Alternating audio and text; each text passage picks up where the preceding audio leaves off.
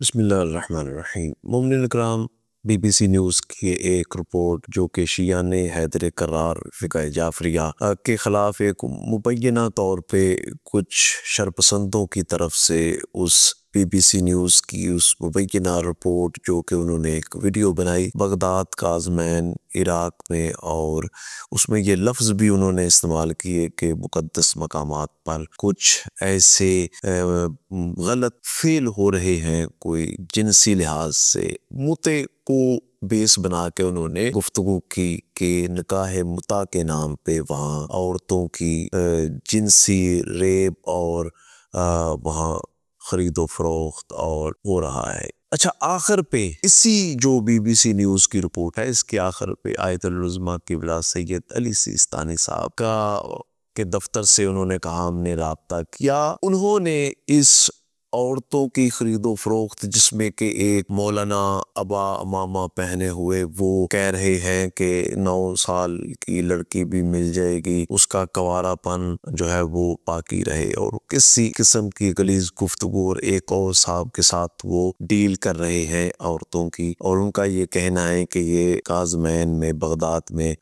روزے پر یہ سارا کچھ وہ کر رہے ہیں۔ لیکن میں عرض کر رہا ہوں کہ آخر پہ انہوں نے ویڈیو کے آخر پہ آیت العظمیٰ قبلہ سید علی سیستانی صاحب کے دفتر میں رابطہ کیا، تو قبلہ صاحب کے دفتر کی طرف سے اس غلط فعل کی مذمت کی گئی، اسے غیر شرعی قرار دیا گیا، اور بالکل اس سے اظہار مراد انہوں نے کہا کہ ہمارا یہ فعل غلط ہو رہا ہے۔ میرا خیال یہ ہے کہ بی بی سی نیوز کو چاہیے تھا اس کو بھی ہائی لائٹ کرتے، ان کے دفتر جاتے، دفتر بھی رابطہ کرتے، تاکہ یہ جو شر پسند اور غلط قسم کے لوگ، یہ شروع سے ہم سنتے آ رہے ہیں، یہ باتیں کوئی نئی باتیں نہیں ہیں بھائی، سوشل میڈیا کا دور ہے، گئے ہیں بی بی سی نیوز، دیکھا نا، وہ ان کا ذاتی فعل ہے، وہاں پہ جو مولانا اور وہ صاحب جو غلیظ گفتگو کر رہے ہیں، یہ کاروبار کر رہے ہیں، یہ انتظامی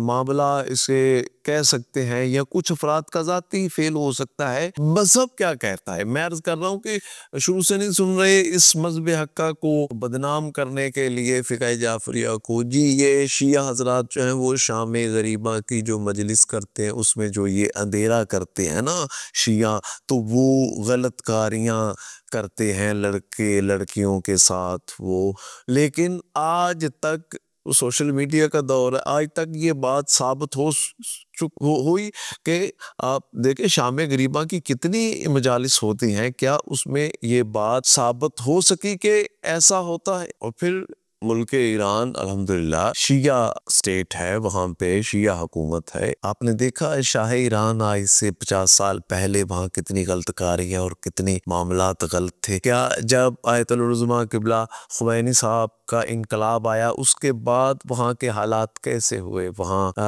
پردہ ہے کہ نہیں ہے؟ اب آپ دوسرے ممالک کے موجودہ حالات میں دیکھ لیں صورتحال کو، اور ایران کا پردہ، اور ایران میں جو تقوی اور پرہیزگاری، اور ہم توحید کو ماننے والے، ہم ختم نبوت کو ماننے والے، ہم مولا علیہ السلام کی ولایت کو ماننے والے، تو کہنے کا مقصد یہ ہے کہ آج بھی خامنائی صاحب موجود ہیں، وہاں پہ پردہ ہے، وہاں پہ پرہیزگاری ہے، متع کی ایک حدود و قیود ہیں، جیسے کہ مستقل نکاح کی حدود و قیود ہوتی ہیں، شرائط ہوتی ہیں، سارے معاملات ہوتے ہیں، اور یہ قرآن و سنہ سے جو ہے وہ ثابت شدہ یہ نکاح متع جو ہے وہ فقہ جعفریہ کے مطابق، میں مناظرانہ گفتگو تو نہیں کرنا چاہتا کہ یہاں وہ، لیکن یہ بی بی سی نیوز کے حوالے سے گفتگو ہے کہ یہ بدنام کرنے کے لیے جی شیعہ جو ہے وہ بازار حسن میں جو عورتوں کا معاملہ ہوتا ہے وہ شیعہ ہوتے ہیں، وہ ذاتی فعل ہے، فقہ جعفریہ اس کی اجازت نہیں دیتا ہے، اس معاملے کی، اس غلط کاری کی فقہ جعفریہ نہیں دیتا ہے اجازت، تو